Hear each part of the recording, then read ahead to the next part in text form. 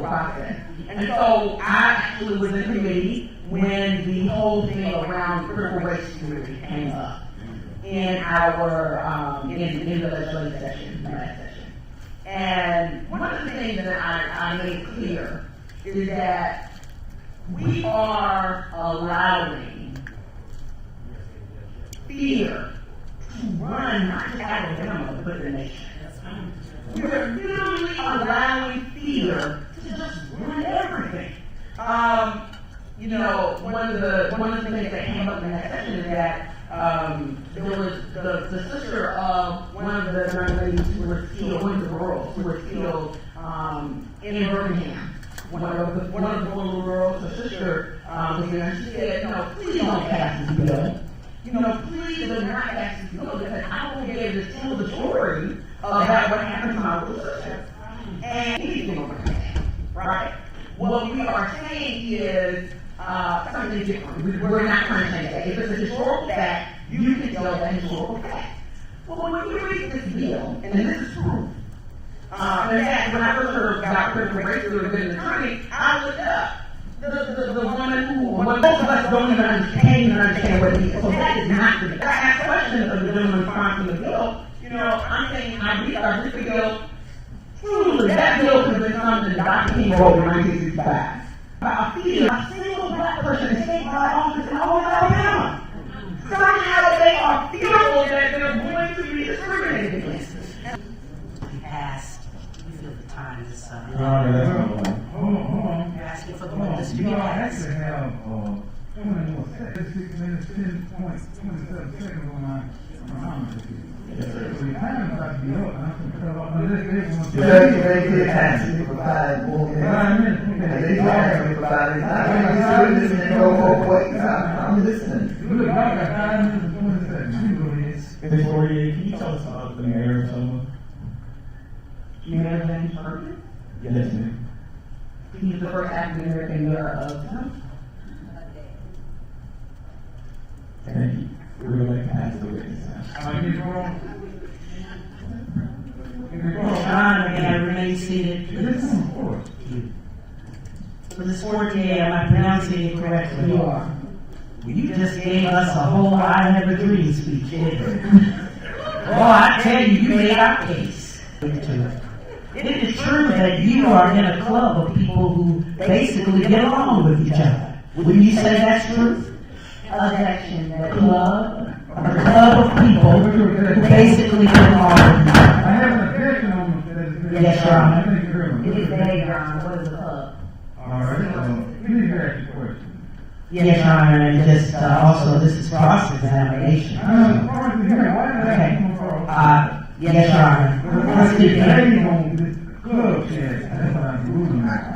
The club that I'm referring to is a club of senators and elected officials who very prominently sit in the seat in the halls of legislative justice in Alabama. Is that true or not? I don't know if you've looked at the news, but there has been a lot of controversial issues and a lot of struggle in Alabama state club of people who just get along. Okay. Would you say that you're a part of a community of folks who basically work the laws and get along, and you don't see a major problem with the we shall overcome theory? Objection, Your Honor. Asked and answered. Has not been asked or answered. You can ask questions. Shall I rephrase, Your Honor? Yes. Please.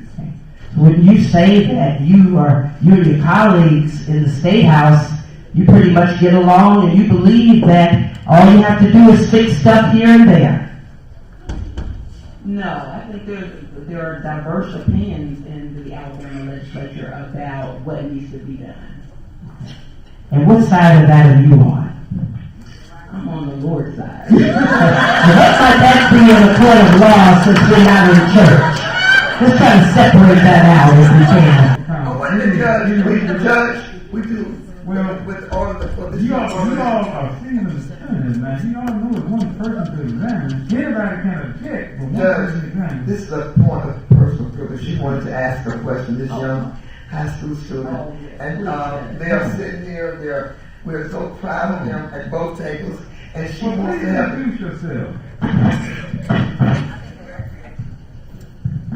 I'm Cindy Bridget, and I'm our Selma High School. One, what's the question, what's the question of this witness?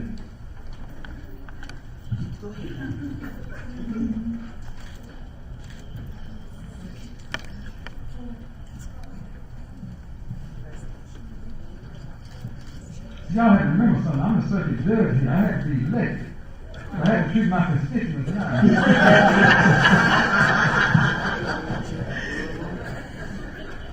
Yes, ma'am. Okay, my question is, do you believe that Alabama can change, like, can we improve, with the racism in our community?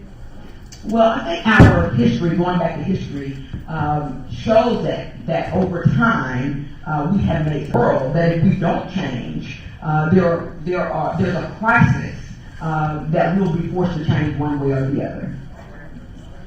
Any more questions? No, Your Honor.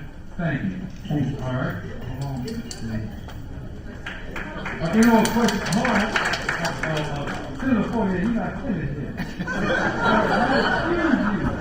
I apologize, Judge. Thank you very much. I actually practiced before him, so He didn't redirect. my best I'm behavior. sorry. He didn't redirect. The clock won't start that ticking in a second. You see, I had to keep us on the time schedule. And I want Mark Thompson to know we respect him. No, he's gonna be on time. Let her ask a question, though. Let her ask a question.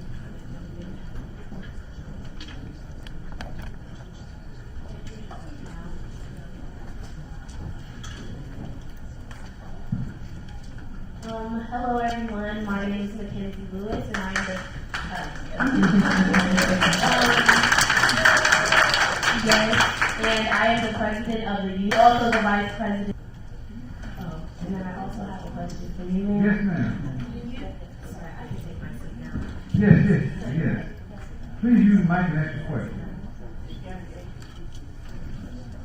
Do you think that passing the legislation will improve Alabama? You mean, is there legislation that can improve Alabama?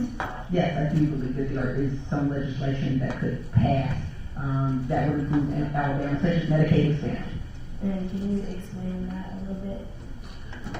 So we have many people right here in this community who do not have health care. Many of the folks who cannot afford health care are low-income people. In fact, and they would just do a little something and send her home hospital until the lump in her breast started smelling. And at that point, the doctors finally said, we have to do something. And when they did, they weren't able to do anything because they had waited until the cancer had progressed so much until the money was wasted that they spent. Whereas if we had had Medicaid expansion, she would have been able, because many of these diseases we now have the technology. These are life and death policies that we're dealing with. We're no longer, it's not just, do you want health care, right? I've represented families. And so the care in a nation, in one of the richest nations of the world, if we don't provide basics like health care, then there's blood on our hands. Any other questions? No further questions. All right, thank y'all for now. I do want y'all to know, I realize what happened. Y'all decided to use the high school students since I was partial to them to get y'all more time. And I didn't have that time to get y'all. I want y'all to know that was good season strategy. Well, now y'all, these law students know more than y'all think. They knew how to cater to the judge. That's a good season strategy. I like that. Any other questions? You can come down after the law. Y'all have any other questions? Y'all have 3 more minutes. We have one last quick witness. Yes, please. Yeah, please state your name. My name is Anthony Broward. Alright, what do you currently do, Mr. Historian, writer, lecturer. And how long have you done this? 40-something years. Alright, we're gonna dive right into because we're short. Sure. Alright.